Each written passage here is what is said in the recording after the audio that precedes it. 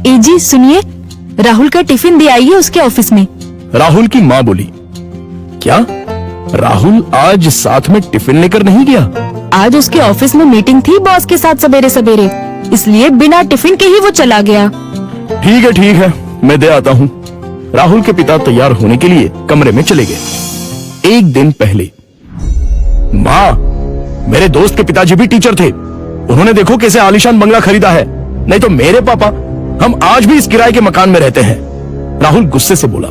राहुल, तुम्हें पता नहीं शायद, पर तुम्हारे पापा घर में सबसे बड़े थे, इसलिए 2 बहन और 2 भाइयों की शादी उन्हें ही करनी थी, और साथ में तुम्हारी पढ़ाई का खर्चा, और तुम्हारी बड़ी बहन की शादी भी तो थी। किसने किया ये सब? क्या फायदा इन सब का? उनके भाई बहन अब बंगले में रहते हैं। कभी उन्होंने सोचा है कि अपना भाई किराए के मकान में रहता है तो उसके लिए एक छोटा सा घर खरीद के दे दे? ये सुनकर माँ की आंखों में आंसू आ गए। उन्हें समझ नहीं आ रहा था कि जन्म दिया बेटा अपने बाप के बारे में ऐसी बातें कर रहा है। फिर माँ बोली, तुम्हारे पिता ने अपना कर्तव्य निभाया, अपने भाई बहनों से कभी किसी चीज की उम्मीद नहीं की। राहुल पागलों जैसा बोल रहा था। अच्छा वो ठीक है, पर पिताजी लड़कों की ट्यूशन लेते थे, उनसे अगर फीस लेते तो आज पिताजी पैसों की गद्दी पर सोते। आजकल के क्लास वाले देखो कैसे इंपोर्टेड गाड़ियों में घूमते हैं। लेकिन तुम्हारे पिता के कुछ उसूल थे, ज्ञान बांटने के, पैसे नहीं लेने के, इसलिए तो उन्हें ढेर सारे पुरस्कार भी मिले। पता भी है तुम्हें? ये सुनते ही राहुल जोर से चिल्लाया, क्या फायदा इन पुरस्कारों का? क्या उनसे हमारा मकान बनेगा? पड़े हैं धूल खाते उस कबाड़ खाने में, कोई नहीं पूछता है उनको। तभी दरवाजे की बेल बजती है। पिताजी ने अपनी बातें तो सुन नहीं ली ना। इस डर से राहुल का चेहरा उतर गया, लेकिन पिताजी किसी से बात किए बिना ही अपने कमरे में चले गए। ये था कल का झगड़ा, और आज मोहनलाल ने साइकिल को टिफिन लगाया और कड़ी धूप में राहुल के ऑफिस पहुंच गए। कड़ी धूप होने के कारण वो थक गए थे। ऑफिस पहुंचने पर उनको सिक्योरिटी गार्ड ने रोका। राहुल सर को टिफिन देना था, क्या मैं अंदर जा सकता हूं? मोहनलाल ने पूछा। अभी नहीं दे सकते, वो बॉस के साथ मीटिंग में है, जब मीटिंग खत्म होगी तब दे देना। चलो यहां से हटो, बॉस तुम्हें देखना नहीं चाहिए। अगर बॉस को दिख गए तो मेरी हालत खराब हो जाएगी, चलो जाओ उधर, गार्ड बोला। मोहनलाल कुछ ही दूरी पर धूप में खड़े रहे। मीटिंग 1 घंटे से ऊपर तक चली। उनके पैर में दर्द होने लगा। तभी ऑफिस के केबिन का दरवाजा खुलने की आवाज आई। बॉस के पीछे पीछे राहुल भी आया। धूप में खड़े हुए पिताजी को देखकर वो मचलाया। चलते चलते बॉस की नजर मोहनलाल पर पड़ गई। गाड़ी में बैठने की बजाय वो वहीं खड़े रहे। वो सामने धूप में कौन खड़ा है? उन्होंने गार्ड से पूछा। अपने राहुल साहब के पिता हैं, टिफिन देने आए थे, गार्ड डरते हुए बोला। बुलाओ उन्हें। राहुल घबरा गया, उसके पसीने छूट गए। उसे अपने पिता पर बहुत गुस्सा आया। गार्ड के बुलावे पर मोहनलाल अंदर आए।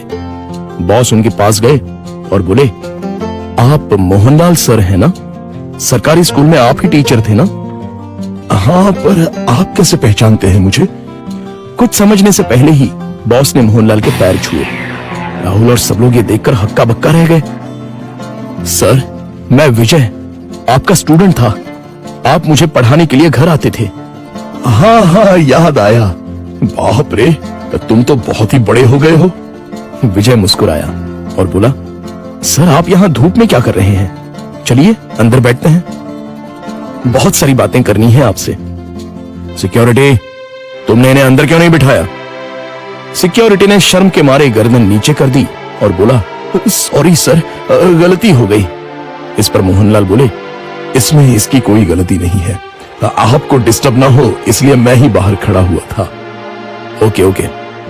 विजय ने मोहनलाल का हाथ थामा और उनको अपने केबिन ले गया। बैठिए सर, अपने कुर्सी की तरफ उंगली करते हुए विजय बोला। नहीं, ये कुर्सी तो तुम्हारी है। मोहनलाल हिचकिचाहट से बोले, सर आपकी वजह से ही तो ये कुर्सी मुझे मिली है, इसलिए इस पर सबसे पहले आपका हक बनता है। विजय ने जबरदस्ती मोहनलाल को अपनी कुर्सी पर बिठाया। शायद आपको पता नहीं, लेकिन अगर सर नहीं होते तो आज ये कंपनी नहीं होती और मैं अपने पिता के साथ उनकी दुकान में बैठा रहता। विजय ने अपने साथियों से कहा। राहुल और मैनेजर आश्चर्य से देखते ही रह गए। स्कूल के टाइम मैं एक एवरेज स्टूडेंट था, मुझे पढ़ाई में दिलचस्पी नहीं थी। मार्क्स कमा रहे थे, इसलिए मेरी माँ मुझे सर के पास उनके घर ले गई और ट्यूशन लेने के लिए कहा। पर सर के घर पर जगह नहीं थी, इसलिए वो हमारे घर आकर मुझे पढ़ाने लगे। लेकिन सर ने कभी फीस नहीं ली। सर के पढ़ाने के तरीके से फिर धीरे धीरे मुझे पढ़ाई में रुचि आने लगी और मैंने 10वीं में दूसरा नंबर लाया। ये देखकर तो मैं हवा में उड़ने लगा। My goodness! पर सर ने कभी आपसे फीस नहीं ली? मैनेजर ने पूछा। मैं माँ के साथ मिठाई लेके सर के घर गया। माँ ने 50,000 का चेक सर को दिया, लेकिन उन्होंने वो नहीं लिया। तब सर ने एक बात कही थी जो आज भी मुझे याद है। सर ने कहा था, मैंने कुछ नहीं किया, आपका बेटा ही होशियार था। मैंने सिर्फ उसे रास्ता दिखाया है और मैं ज्ञान बेचता नहीं हूं, दान करता हूं। फिर मैंने 12th करने के बाद MS किया और अमेरिका जाकर पढ़ाई की और वापस आने के बाद ये कंपनी स्टार्ट की। एक पत्थर को सर ने हीरा बना दिया। सर, आपको सच में दिल से प्रणाम। मोहनलाल की आंखों में आंसू आ गए। यह सच में कमाल की बात है। बाहर दुनिया में पढ़ाई का बाजार चल रहा है और इन्होंने बिना फीस लिए पढ़ाया। मान गए सर आपको। ऐसे लोग उसूल के पक्के होते हैं। इन्हें पैसों की और पुरस्कार की भी चाह नहीं थी।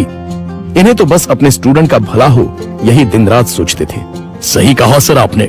ऐसे लोग तो दुनिया में बहुत ही कम होते हैं। सर, क्या आज आप उसी किराए के मकान में रह रहे हो? मोहनलाल की जगह राहुल ने ही जवाब दिया। हाँ सर, उसी किराए के मकान में रहते हैं। आज मैं अपने सर को गुरु दक्षिणा दूंगा।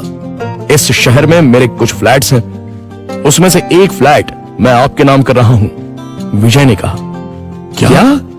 मोहनलाल और राहुल एक ही साथ बोले। इतनी बड़ी गुरु दक्षिणा मुझे नहीं चाहिए। मोहनलाल बोले, सर प्लीज ना मत कहिए। काम के चक्कर में मैं अपनी गुरु दक्षिणा देना भूल गया था।